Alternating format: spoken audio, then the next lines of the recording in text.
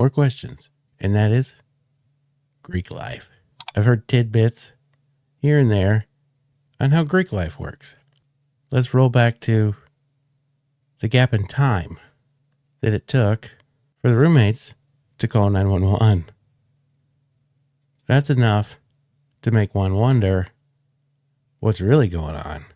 We've all heard things in Greek life, such as there's a point of contact to call when such things happen, quote unquote, before anything is done, and then those students are then directed on what to do.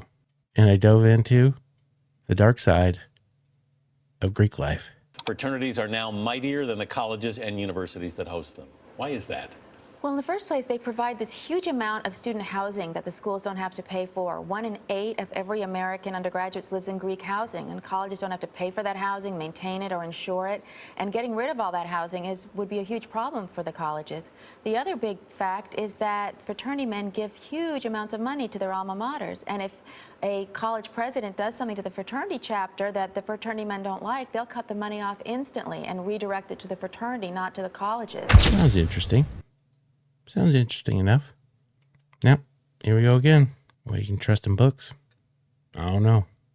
We're going to find out, though, Vern. It seems like what you really did is you followed the money. You followed the money. When I looked at these internal documents of the fraternity industry, hazing is the least common problem. It's only 7%. Most common is assault and battery. These kids get liquored up. They get liquored up. The most common problem is these kids get liquored up. Well, let's talk about insurance for a minute, because when students join fraternities, they're required to take out insurance, correct? Right. But it doesn't really cover them in many cases? The general assumption by their parents who are back home is that, okay, this insurance will protect my son should he get involved in a nasty piece of litigation, if the worst should happen. In fact, the insurance they pay for protects the fraternity against their son. If their son makes a huge mistake and the fraternity's held liable, the insurance he paid into is going to help pay the fraternity's part of the claim. Well, the actual young man is going to get cut from insurance immediately, probably dropped from the fraternity, and believe it or not, probably the single most surprising thing I've learned is that the sum of money that pays his damages is his parents' homeowner's insurance. Yep. She just said that. When your kid goes to college and he's in a fraternity or a sorority, you got to take out an insurance policy on the little bastard. But to me, this sounds like you are like going into an old folks home. Like you're signing some shiz away before you go in. I don't know. We're going to find out, though, because we're going in. All fraternities share common risk management policies. They're extremely strict.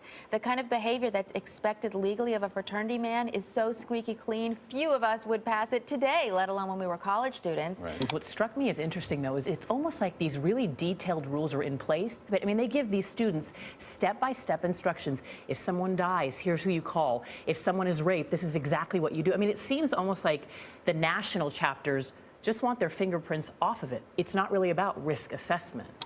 Well, boys, that was something.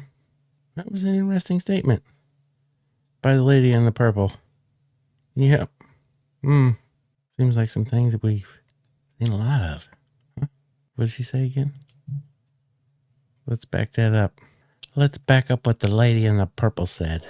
National chapters just want their fingerprints off of it. It's not really about risk assessment. I think in the worst case scenario, we can look at these risk management policies as very cynical, almost a cynical hoax perpetrated by the nationals, as though they can say, look. Real shocker. They just want their fingerprints off it. But in the paperwork, push it, boys. Stay tuned.